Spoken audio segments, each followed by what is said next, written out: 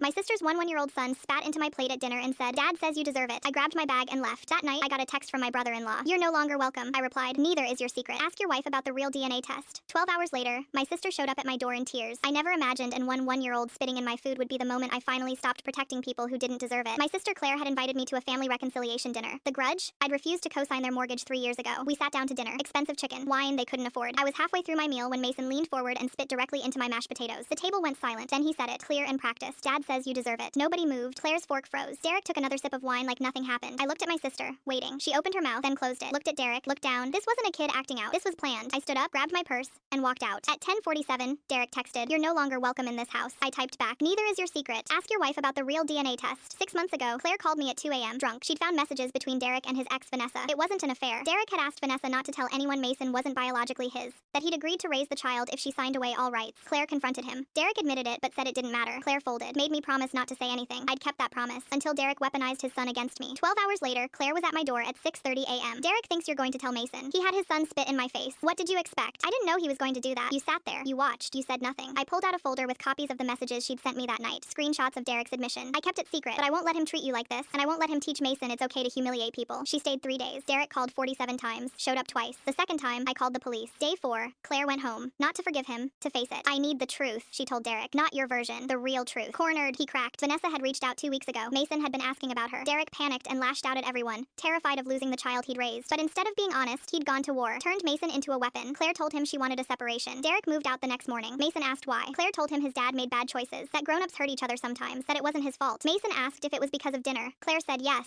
partly, that what he'd done was wrong, that his father encouraged it, that actions have consequences, even at 11. Mason cried, asked to apologize to me. The next afternoon, he showed up at my apartment. "I'm sorry I spit in your food. Dad said you were a bad person, but I don't think that's true." I knelt down. "I forgive you. But when people tell you to hurt someone, even if you trust them, you have a choice. You can say no." He nodded, tears streaming. "I should have said no. You're learning now. That's what matters." 2 months later, Derek called asking for money, said he was broke, that if I cared about Claire and Mason, I'd help. I told him the same thing I told him 3 years ago. No. Vanessa reached out through a lawyer, asking to meet Mason. After therapy, Claire said yes. Mason met Vanessa at a park, nervous, curious, open. He didn't call her mom. He called her Vanessa, but he asked if they could meet again. They've seen each other 6 times now. Claire and Mason moved into a smaller place they could afford. She got a new job. Mason's in therapy, learning boundaries, learning love doesn't mean blind loyalty. Last week, Claire texted, "I'm sorry I didn't say anything at that dinner. Thank you for not letting me disappear." I replied, "You're my sister. I wasn't going anywhere." Derek sends messages trying to rewrite history. We don't respond. You don't get to teach a child to dehumanize someone and then cry about consequences. Mason wrote me a letter. "I'm sorry it took something bad for me to learn something good." He drew us at a table, everyone smiling. I framed it. We're building family again, not the fantasy version, the real one, where people apologize when they're wrong, where love doesn't mean silence, where kids learn respect and accountability aren't optional. Derek still thinks he's the victim, that I destroyed his family out of spite, but his family was already broken. I just stopped pretending it wasn't.